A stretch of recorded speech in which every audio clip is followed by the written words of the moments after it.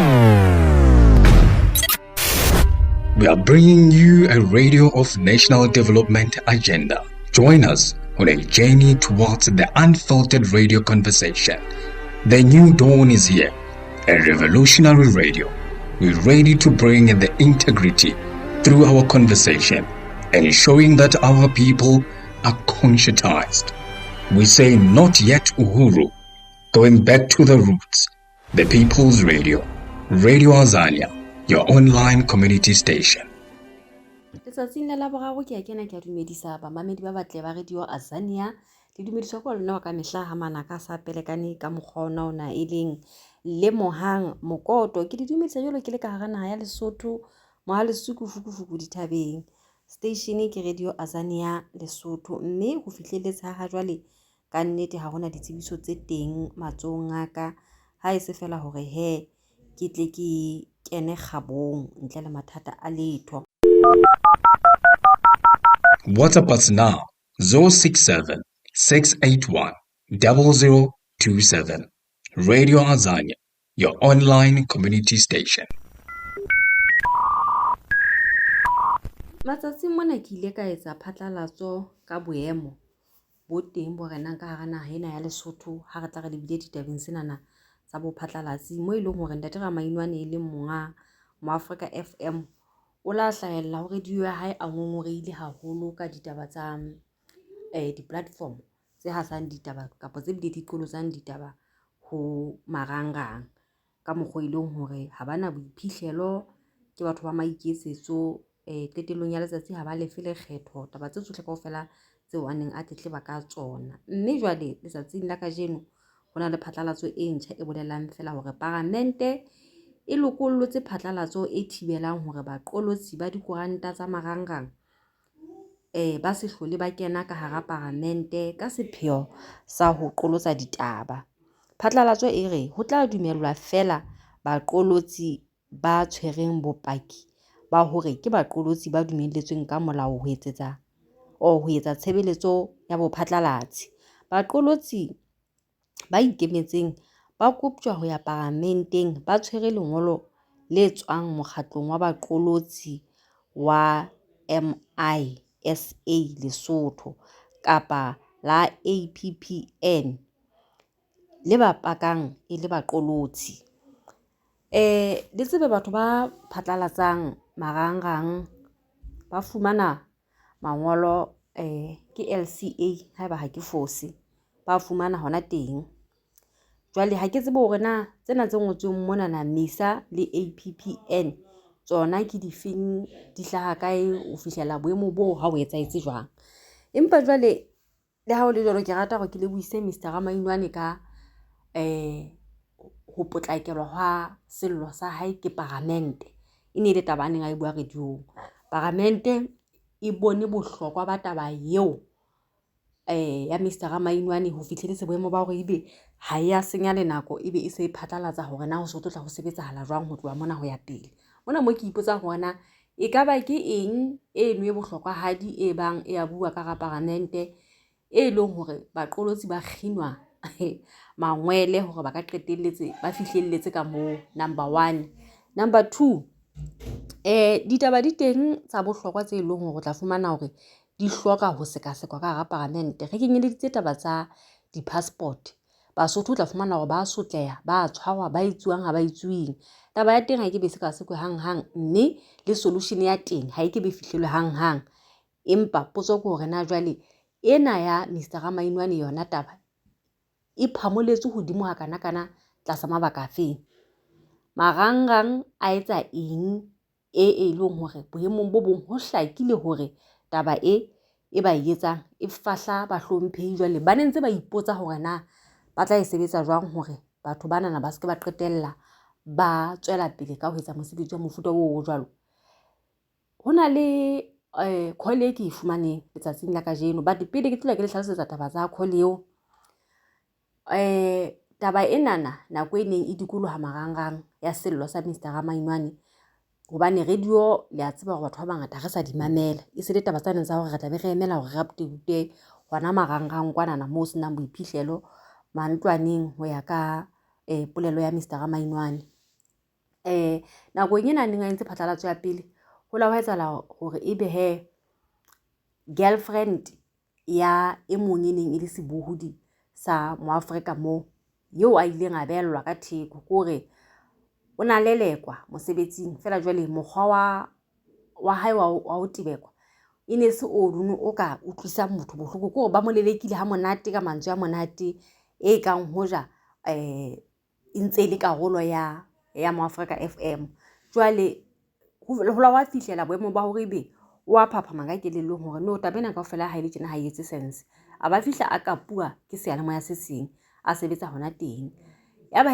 Mr. Ramanyuane o ntse a sa re letho nako ena yohle kaofela but matsatsi ha sa ntse o keteletsa sa founela abuti enwana a mo bolella hore a ska lebala ho ntse le karolo ya Moafrika FM mme le haeba o sa le kae o ntse a le tokelo ya hore neng kapa neng o ntse ka nna iponahatsa Moafrika mono. Jwale sello sena sa hae ha ke se kopanya le sena se kgarebe ya mosebetsi wa hae wa mehleng a se hlalosang ke dumela hantle hore Mr. Ramanyuane o lahlehelwa ke bomamedi o lahlehelwa ke bomamedi ha kgone ho cope hoba ha re ile re ya nnete seyalemoya sa hae ke number 1 ke hore se bile sena le bollatedi le ho feta seyalemoya sa naha e leng Radio Lesotho. Jwale sena na se mpontsha fela hore ha sana bolatedi jwale o santse a leka ho pota batho bana na ka morao boemong bo bo itseng hore ba khutle ba tlile ba sa qabana eng ditaba tseno tsohle kaofela se jwalo but o mpuela mantswe a jwalo jwang hore ke be ka theko hanyane ke tla nne ke bitswa ha boemo bo itseng le bo itseng bo lokile qetellong ya letsatsi papa ya bana ba ka yona e sa kene ke ntse ke re ke karolo moo jwang ke ho moleleka smart ona molelekile smart a sa batle ho mohlahafatsa. Jwale qetellong ya letsatsi ha makgulo a matala a hlaha ka pela hae abuti ka nqena le na hlokomela hore sekgeo se bang ka mona ke se tshabehang o qetelletsa batla ho mo hula ka bohlalo ga khutle o tsamaile le hore ntse ba sa qabana ebile yena ona sa re wa motebeka o ibitsa hore ke eng yona ntho ya mofuta o jwalo kore ge le batho ba batsho re etsana ntho tse bohloko ka tsela e kgethehileng rona ka bo rona. Jwale ho latela ka mokgwa boemo bo seng hantle ka teng ka lehlakoreng la Moafrika FM ke eno ebile o qetelletse a bile a llela radio taba ya hae se bile ilo solfuwa parlamenteng mpa ka lehlano la Moteaphala ke mona e arabetswe ka nnete fela jwale potso ke hore na sena sa se entseng se tlotla se khutlisa bamamedi ba Moafrika FM na ba tlotla ba khutla jwang bamamedi hobane ba ne ba ya ka moo ka Moafrika hobane ba ilo mamela mananeo a itseng ha tsamaiswa ke bomammang lenaneo e ka ba lenaneo fela jwale potso ke hore na qetellong ya letsatsi motho a le tsamaisang o le momamedi connecta le yena ho le ho kae le a hopola hore ka ba le lenaneo lo nong ho thwe ke lentswe le pina ka Lesotho ka moo le neng le ba ka Sontaha le tsamaiswa ke Ntate Thabiso Makintane. Ntate Thabiso ile ba ha hlokaetse a patelwa funeral ha ya tshwarelwa Sesotho Stadium ho latela ka mokgo lefatshe le neng le morata ka teng la Lesotho ka tsela eo a neng a tsamaisa lenaneo lena la lentswe le pina ho la ka ba le boemo ba hore e benyane ho thwe kapo ho thwe o na ile pensioneng kapo ho no thwe ile kae ya ba ho ba le mong a kenang sekgeong sa hae bamamedi ba ne ba complain tsatsi le tjhabang le dikelang o ile ba tlameha hore a latwa tla tswela pele ke hore o na le tsamaisa ha monate o ikutlwa le hoja ho no ntsona le batho ba bang ba neng ba re o bua jwalo ka motho e ka rang o tshidisa e ka go tshidisa lefu o le motho ke wa rata ke batho bohle ha kere but Ntate Thabiso Makintane lenaneo la lentswe le pina ai ona o etsa mosebetsi wa hae ntate wa modimo a kgona ho connecta ha monate le rona re ne re le bamamedi ba Radio Lesotho ka nako ke a ipotsana le hona jwale tjenana di santsane di le teng lenaneo leno ko re ne ke batla ho latametsa fela hore na boemong bo bong re le bamamedi re connecta le sebohodi ha kae ho feta le taba ya lenaneo o tla thola hore re rata ha e bua ke motho ntho ena jwale ke eo Moafrika ya lahlehelwa jwale Ramanyuane o le ka sohle se matleng a hae ho bona hore boemo bo khutlela lehlakoreng la hae ho mmeng ho keke hwa ba jwalo dintho di keke be sa batsa etsa jwalo le ha ka ba kwala kaofela maqephe a Facebook ya ba yena fela mophatlalatsi potso ya pele ke ona batho ba ne ba phatlalatsa ditaba tseo ka mananeo ao a hae ao ba kae ba sa tla dumela bona ho khutlela moo ke boriki mohlala o mong hape modisa ya Molemo FM ho na le ausi ya le lekuweng ka mono thweng ke Mafere le yena o belletswe ka thoko mosebetsi ha le ka le comment sectioneng ya modisa ya Molemo ha e ka re e live kapa hona le taba e postuweng ka mo ba ntse ba bua ba bolela fela hore re batla mafere a kgutlele ka mona ene modisa ya molemo e lahlehetswe ke bommamedi ka tsela e kgethehileng hore na ke phoso efeng mafere a neng a entse eo ba ileng ba sitwa hore ba mo tshwarele ba shebile temana ya hore na mosebetsi o ba o etsang mo ka ena ho etsahala dintho tsa mofuta ofeng o ka utlwa o ipotsa le motho a nama le madi hore na ba ne ba sitiswa ke eng hore ba ka dula le yena fatshe ba lokisa boemo ba sheba botle ba hae ba behella bofokodi ba hae ka theko jwale ke mathata ene jwale qetellong ya letsatsi ho be se ho qhoma taba ya hore ke kgwedi ya boraro ene re leng ho yona basebetsi ba nono ba seyalemoya seno ba ntse ba sebetsa fela ba sa kgole le tla hopola hore mothehi wa seyalemoya seo sa modisa ya molemo ke ntate yane e leng hore o sehlopheng sa batho ba balehileng Lesotho mona ba tshelela South Africa hobane ba ne ba amahanngwa le bo tswalle bo tibileng ba ho dianaha le Dr Dipholo jwale ho fisa le monga seyalemoya a tsamaya a tshelela South Africa ke bothata hore na basebetsi ba patalwa jwang jwalo ka ipotsa hore na haeba ho no di pentuwe tjheleteng ya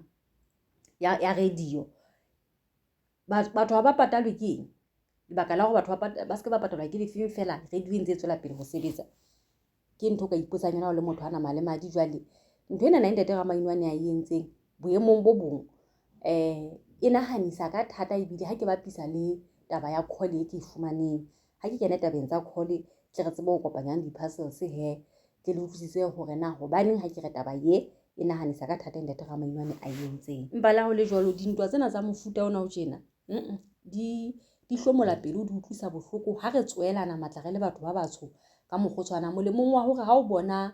ngwaneno a nyolwa fatshe o mo thuse hore o bone hore le yena wa iphumana ha e se o mo honoellele batho ba ipatla ha e le bona fela batho ba ipatla ha e le bona fela ebile ba sebedisa matla le dintho tse tshwarehang tse leng hore ba na le tsona ba utlwisisa hore ba tla tlameha hore ba etse eng kapa eng wa utlwisisa hore Mr Ramainwane e ne le yena Mampudi o na le moaho o a sebeletsang ho ona moo a patalang o na le basebetsi o na le thepa ya seyalemoya e felletseng jwale o utlwisisa fela ha e le hore ha ona moshanyana ka ba bua kapa ngwananyana ka ba bua a ba bua empa he dintwa tse tsona ka nnete di baka mahlonoko ka tsela e kgethehileng ebile di baka bora ke mane mo tla fumana hore batho ba se ba maqujana ba itjwetsa fela hore ebile ha re ntho ena e keta ho etsahala hona jwale tjenana ka couple ena e ileng ya trenda social media mona na ya Halls le Toka ile re ka mora go Toka a hlahise lehlakore la hae la hore na ke hobaneng ha ba se ba se mmo le ngwananyana ena ho thweng ke Halls batho ba be ba tsamaya ba ilo nka di-like tsa bona tse neng di like-ile picture ya Halls mo e leng hore qetellong ya letsatsi ne le competition ba qetella ba bile ba mo unfollow ba sutha pela hae ba ha hona botho ka tsela e kgethehileng ebile rona qetellong ya letsatsi go tsebile ka lebaka la Toka e le nnete ke a bona he ke motho a tummeng ka ditalenta tse itseng le tse itseng but Halls o na sa tuma yona kwata enana e Toka eo a seng a e bona bokwata ha romantic ha jwang re mo tsebile ka lebaka la hae hore o ile le yena pelo e ja serati ene a bontsha ana le lerato ho yena ka morao mono ba inka dinepe ba etsang ke ha re tla mo tseba empa jwale qetellong ya letsatsi ha sa a bona hore na Toka ke motho wa jwang o sa utlwisisa ke amohela boemo bono ba mofuta o no jwalo ene ke a re thabisa re le batho qetellong ya letsatsi hore jwale o batla re nke ile ha o no le ausianeng a sebedisa abuti hore a o tumise ha qeta ho tumisa moo so tseba ho bolela hore ke kwata ho sona le ba bang bo se ba ka atamela pela hao bo e leng ho ka qhubisana taba ena na ya bophelo le bona ha e hantle ntho eno tlasa boemo bofe kapa bofeng jwale ke seo taba tsa Mr Ramainwane wa aba hona jwale ebile o pota batho ka mora hore ke re ba ka kgutla fela na ba tebetse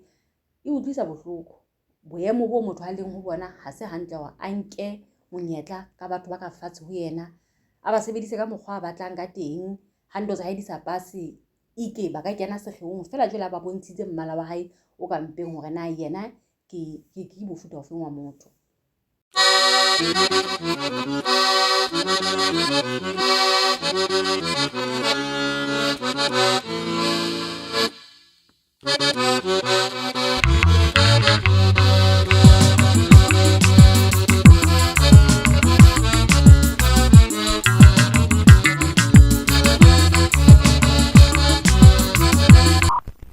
Ke fumaneng letsatsing la kajeno mona mo ke dumelang hantle hore ntate ya neng a mfounetse ke momamedi wa di-change radio a le ka Lesotho ka mona Kapa ho na le batho ba ba tsebang bao e leng bamamedi ba di-Change Radio ba ileng ba mo forwardela clip eo ya ka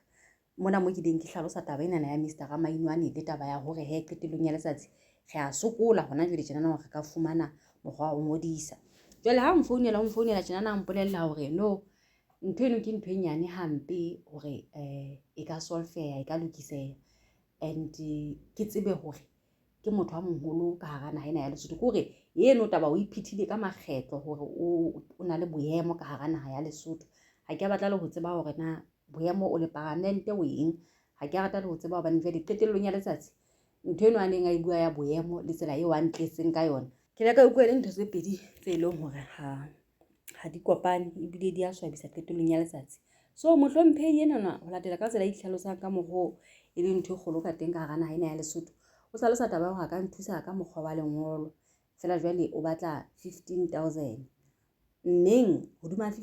15,000 eno ke tsebe hore e tlotla e ba karolo nthong eno ke lo e register ko hona le percent e nngwe e itseng 100% mohlomong yena o na le boikarabello bo bokalo ka 20% hodima ntho eno e leng hore ke lo e register moo. Jwale ebile o mpolella taba ya hore wa di bona di-page tse ngata tse Facebook mo boholo ba tsona a se tsa batho bano bo ba bona ba ntse ba bua mono. Hona le batho ba hlomphehang ba maemo ba ileng hore ke bona beng ba tsona di-page tseo ba nono ke ba o ileng hore fela he ke sefahleho bakeng sa batho hore ho se ka tsebisahala hore ke mohlomphehi mang ya sebetsanang le boemo bono ene ebile ya ka tlhaloso ya hae ho sebetsahala jwalo o tjho jwalo ho nna. Jwale ke la ka utlwa ke kgathetse matla haholo empa boemong bo bong ka hlokomela hore ditabeng tse tsa hae mo nnete teng hoba ha o ka re wa sheba di-page di ba ngata tse no Basotho ba tla be ba di qala Facebook o fumane e ya hantle e bua ditaba tsa bohlokwa e eletsa e etsang empa sethobeng mo o fumane hore page ena ha e sa sebetsa kapa jwale e se le taba ya ho bapatsa dintho fela ha o sana dintho tsa bohlokwa tse nang le matla tse buang jwalo ka pele mme sena se la sa nruta fela hore e hlakile hore tau moholo ka morao wa ba sa itseng no teng ha wa tamele jwale ebe motho ka nako ngwe qetellong o qetella a sa ngala leqephe leno totally clear hobane qetellong ya letsatsi mabota ana a Facebook o tla fumana ba le hoduma dipolotiki hangata ba buelella mekga e itseng empa jwale neng ha hore o bone a sa bui ka ditaba tseno ho hang jwale o ipotsa hona mona hola ho etsahala jwang ha ona di kele ka monga leqephe le itseng ana buelella mokga o itseng ha kale jwale e hlakile hore boholo ba bona ba sebediswa ke ba politiki. Jwale ha ho etsahala mohlolo o ileng hore ha o mo thabisi motho wa ba sa qetella a re e ka mpane kwalwa page ena ha hona bothata ke hore a supa le ka dintho tse sebediswang nna ke nahana hore batho ba nono ka thepa tse ba nang le tsona ba ikemetse ba iketsetsa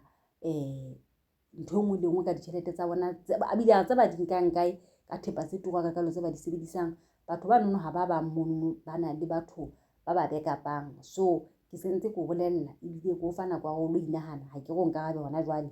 ke hloka 20% ke hloka 15,000 o tla sebetsa o lokolohile ntle le mathata a letho ebile a nkiferela hona tabeng tse ke qetang ho leballa tsona tsa Ntate Ramainwane hore ke tseo ka moo di phatlaladitswe hore parlamente e ananela taba eo jwale nna ke nahana hore nka survive jwang boemong bonana ke eme ke le mong di kila ka la bona jwale ke di-challenge tse re ka reng re kopana le tsona tseleng tsa bophelo fela he ha ke motho a inehelang nna ha ke motho a inehelang ha ke motho a lahlang tshepo ke na le tshepo tshepo yona ke na le yona e tshabehang hore ho tla loka jwang kapa jwang. Jwale ke bapisa taba hore o ipolela bohlomphehi hona mono qetellong ya letsatsi o sa bile a bone Facebook hore taba ya Ramainwane e se bile e phatlaladitswe hona parlamente e ikutlwa jwang mabapi le yona. Ha ke dumele ka re Ramainwane ona bua tjenana e sentse se taba e leng hore ba bang ba ditho tsa parlamente ke ntho ba itsebang eo ile sentse le ntho e solfueng qetellong ya letsatsi ona bua jwalo fela mme ile taelo ya hore wena bua fela he ka morao mono re tla e hlahisa ka re parlamente ya nanetse kopo ya hao. hobane ha ke utlwe hona moferefere ona wa etsahala ka mora nako e sa fediseng pelo e se bile e phatlaladitswe re se re bile re latuwa di-inbox ho thweng ho sa thweng. Jwale taba ena ke ne ke re ka tsela ena e sebetsa etseng ka teng ehlile ke a dumela hore batho ba di-page le haeba ha se kaofela empa ba na le di-sponsor-a tsa bona tse leng hore ke batho ba bileng ba leng pusong. Ho kenyeleditse le yena Mr. Ramainwane, ke dumela hantle ntsona le ba mo pompang ka tjhelete mono no be leng hore jwale qetellong ya letsatsi ha re duwe lahlehelwa ke bolatedi tjhelete ha e kgone ho kena hantle, mme le bona ha ba fumane di-share tsa bona tse leng hore ba ntse ba di fumana ke hore ho sebediswa batho ba itseng ke batho ba matleng meharo e mekana ya batho. Jwale o na etsa senana a sebediswa ke beng ba hae bona ba lo ikgakanya ba re wena bua ka tlabe se go beka apa e mpha karabo e jwalo taba ena ka tsela e leng hore e ka teng, empa qetellong ya letsatsi lefatshe lena ke la Jehova le tsohle tseo lona ebileng mekgwa ya rona ya ho nahana e ke se tshwane tlasa boemo bofe kapa bofe. Re ka etsa ntho monana e tshwana kaofela ha rona fela jwale e ke be ya shebahala ka tsela e tshwanang le ka baba re sebedisa lelapi le tshwanang, re roka di-pattern tse tshwanang fela ho tla ba le yane e leng hore o tla bona eno jwale ena ka go rokile hantle haholo mosona mesena ke mefollelo kaofela jwale eno yena ka go folletse haholo o entse ntho e ntle. Jwale ene ka batho ba ka ipeha hantle maemo ha ele ona a mofuta ona empa ho tla loka ha hona ntho e sa lokeng lefatsheng mona. We share the meat even in the church, like one of the church is in Chepilat where they actually shared a corpse. I used to be there those days. I was there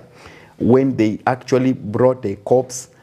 from the at night and they were found red-handed by villagers, and people came and actually found that the corpse had been cut in pieces and people were sharing meat. That is happening in Kisii. And so these are the men of God. Yes, and these are the people in the mainstream churches.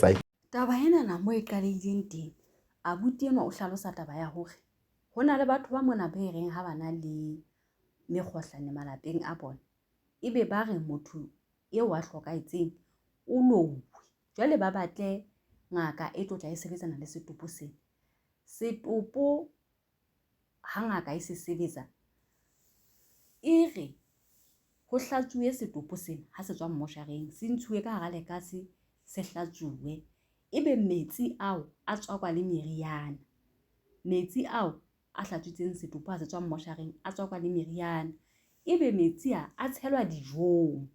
Ho thwe motho a jileng dijo tseo ha e le hore ke yena ya loileng mofu eo o tla iponahatsa. Motho a bolaile mofu dijo di tla di mo phothola dijo tsenana ha se di tshetswe metsi anana a hlatsutseng setopo ha o fellwe mono ho betse ho tshelwa hore na ho etsuwa tee hore na ho etsuwang ho dula ho qathatswa metsi ana jwale e le molemong wa hore motho a tla tsebe ho photholeha. Jwale o re ketsahalo eo ha e etsahala ka tsela mofuta o jwalo a se hakakang hore ho thusanwa hore setopo ho tlo tsebisahala hore na e tena e ba setopo jwalo tla se mabaka afeng.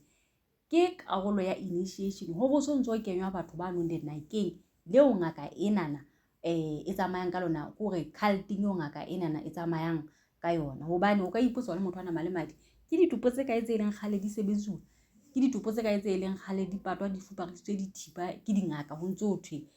o tlo tla bolaya batho ba ileng hore ba entse ba moloile. Nna ke soka ke ba kutlwela ha ile motho a le mong ka thweng eno no hula wa etsalang wa se ke wa etsala eng ka lebaka la hobane ine le yena bolaileng mofu e ba ketang ho patwa but Africa a ntsa itsitlaletse ha re so bone le motho ho thweng o la ka khutla ha isale re phela ho ntso mathuwa dingaka ho thwe ngaka eno e se ba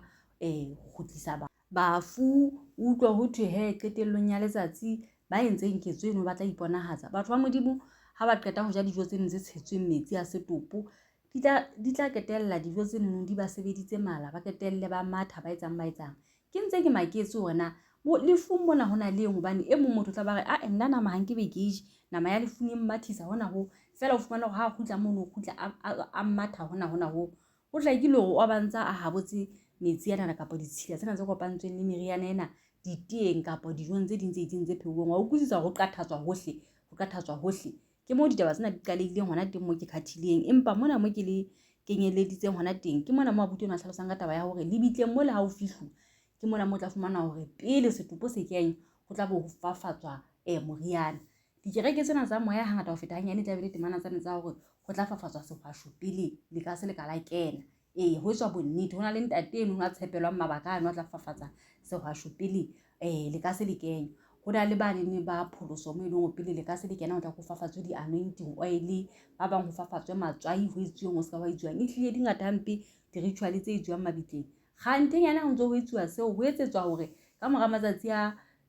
letsatsi ba kgutle batho bana ba tlola ba nka setopo sena, o ba file monyetla wa hore ba kenelle setopo sena. O ntso ka wa ipotsa le motho ana malemadi hore na ke mang ya ka hlahang mo qetellong ya letsatsi a re setopo sa se ile ka sa kgutla ka mora hore ebe se hlokaetse jwalo ho belaelwa e kae ka re o na louwe.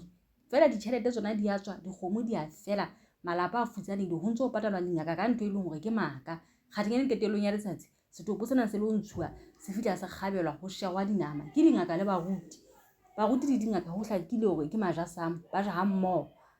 business-eng enana ya boloi ba mmoho mono. Ke dumela hantle taba tsena tse le imameletse tsona hantle bana ba ntate Modimo, di utlwisise hore na ha ho safe ya ka kang ho nna o ntso tshepela batho tseleng tsa hao tsa bophelo.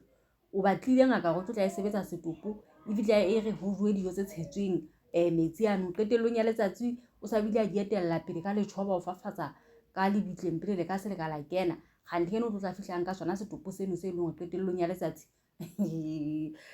ho thwe se lo sebetsuwa hore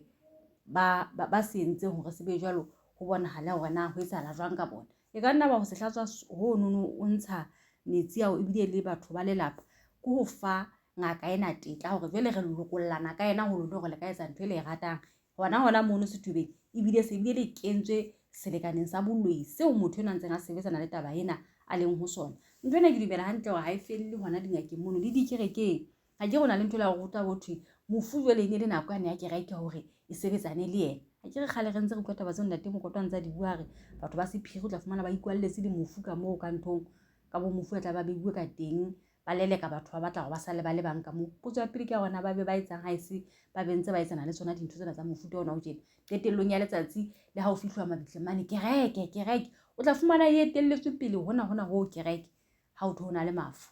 Nna motjha mohla ke shwang ha ke batle le ho mmona motho a ntseng a pupusela ka diborapera ntse re tlo patana le mohang. Ha ke batle le ho mmona kore la nka ka la tuwa mmoshareng Moqobelo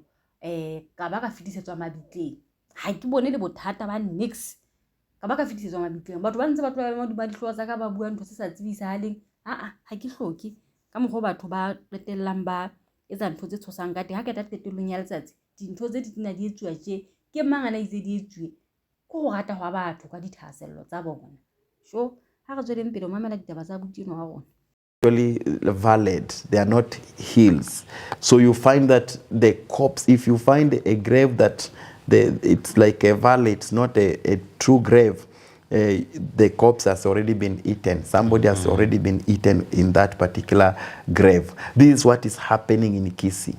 And you find the people who are doing these things in Kisii are pastors, they are bishops of certain big churches there. And they come to church on Sunday, they are preaching there, and yet they are sorcerers, very grave sorcerers in Kisii. This is what is happening there. Let me talk about another thing, white handkerchiefs. These white handkerchiefs, I used to have a pastor from Nigeria, and this pastor I used to work with in Mihango. I used to be under him, and I was his pastor. So he could come from Nigeria, preach, and then he go back to Nigeria. So a time came when people were not coming to the church, and he came and he told me that when I come, people will be full in that church. So the man came actually, and after I went to pick him from the hotel,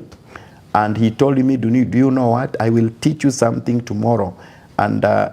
you should be practicing these things so that people will come to church. And then that day, the following day, I happened to go to the hotel, and we sat with this man in the hotel. He removed a handkerchief he gave to me.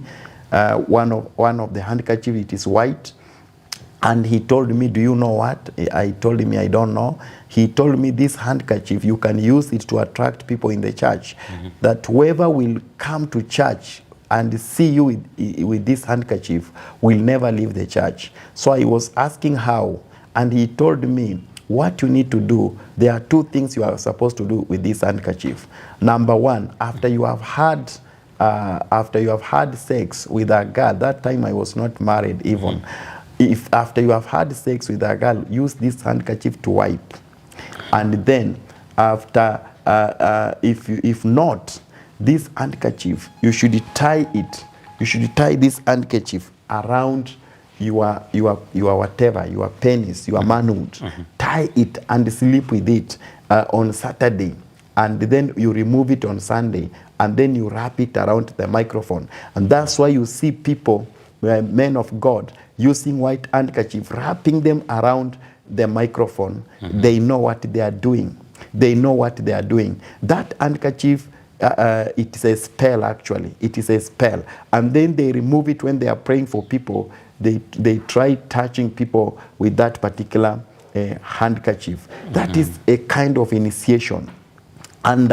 when I did that in Mihango, people came to church. I saw many people in church I could not even imagine. The church that was having less than 10 people could even have over 300 people. And I wondered,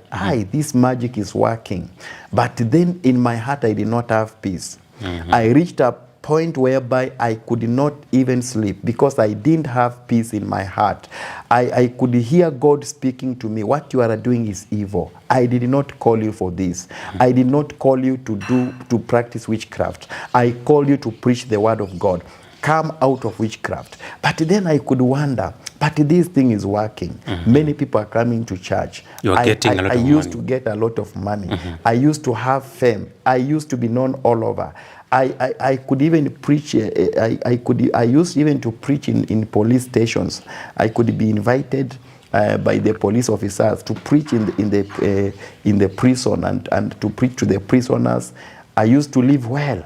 but then I did not have peace in my heart because whatever I was doing,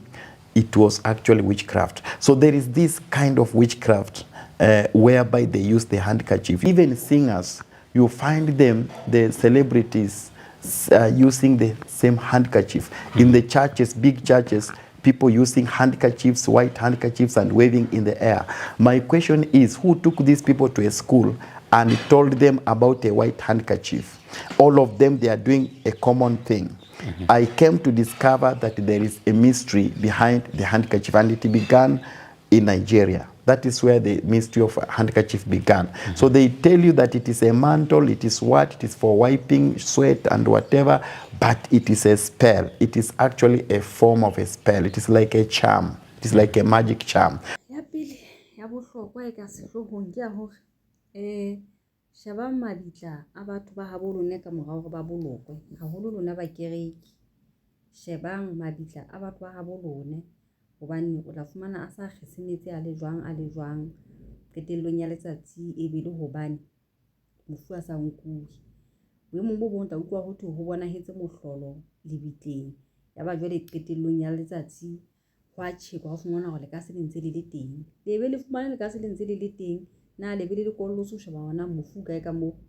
jwale abuti nna hore boemong bo bong community ile ya qetella e la retse ntwenana ya ba fumana ba banana ba bokeleditse nama ya mofu ba se ba e kgabetse jwale ba itukisetsa ho tlatla ya rola potso ko re na nama ya mofu jwale nama ya motho a hlokaetseng e fuwang e fetjwang qetellong ya letsatsi nama eo ha e qeta hore e ya rolwe jwalo mosebetsi wa yona ko ho etsang kapo ko ho etsa moriana jwale ho fihla re tabeng ena di saka tuku tse tshwitsena tse no hore batho bana ba di tshwara ena o ke ba bona tshwereng se ka bang off white di saka tuku di mmala e mengata hampe ba dula ba itshwaretse tse tshweu mosebetsi wa tsona kwa hore boemong bo bong yena o la laela hore ha o robala le banana fasa saka tuku sena na tswiditswiding ya hao ebile hore re sepenana mo e hlahang teng ke Nigeria kwana e fihla e harele mo no saka tuku sena na etsa bonnete ba ho se fasa hore se tie jwale ha qeta ho etsa moshomo and then ha o qeta mo saka tuku seno ke sona se tla o se sebedisa ho nna ntse se tsoka ka pela batho monana se tla o etsetsa di wonders saka tuku seno jwale bonneso le hle le ba shebe mamenemene anana hobane ha ke re batho ba ngolwa hle le ba search hantle hore na ha ba fasa dintho ho bona mona hobane jwale tsela eo lefatshe le kopaneng ka teng ho etsalang mehlolo ka teng ntho tsena tse ntseng di bua mona kaofela motho o utlwisisa hantle wa di dumela hore na di sebetsa jwang hobane jwale ho kopane di-relationship ha di last ke mathata ngapha boemong bo bongwe utlwa haeba motho o temaneng tsona tse ha tlo lasta ho lona ebile o tla letsa hore le be bangata a le tuitse hore na enwa o na le matla ho lo kae ha ke robetse le yena ke kgona hore ke iphumane ke hapile batho ba bakae jwalo ha ke re jwale batho ba business hobane ha mo mametse wa hlalosa hore tjhelete yona ke ne ke etsa tjhelete fela jwale ke ne ke sena kgotso ke mo kgoneng ke botse hore na batho bana na ditho tsena tse ba di etsang tsena bosibu ba robala ke ne ke botsa ka taba ya Bishop Zondo ke re Bishop Zondo ntho e buang fapane ho lampitse diketso tsena tsa hae tse leng hore o ntsa di mathela makgotleng batho ba o ileng hore ba utlwisisa hore Bishop Zondo wa etselletswa ha nahana Bishop Zondo tlase botebong ba pelo ya hae a tseba hore taba tsena ke dinnete hobane ho latela ka mokgwa ileng kgale ya phantse phesolo taba ena ha ene ba ke leshano a shike be se le kgale fedile ha nahana botebong ba pelo ya hae ho ntse re kisetsa batho leshano bosibu na wa robala jwang bosibu ntse o tseba hore ntho e ke e phelang e fapane ho le hampe le ke buang ene qetellong ya letsatsi ke sentse ke le poaneng fela ke ntse ke tsitlalletse o robala jwang o nahana hore meya eo ya batho ba o tla ile mala ha kae ha nnete etswa ke hore tswalo la ha yena le mone ya jwang a ntse a tseba hore o preacher ntho e leng hore ha e phele kapa ha e etse yena selfo ka boyena jwale ya hae taba e wese ka hore already o santsa a iswa hodimo le tlase fela jwale ha o bone motho a batlang ho baka nkane kana na ebe ke yang batho that they are using to attract people in the church.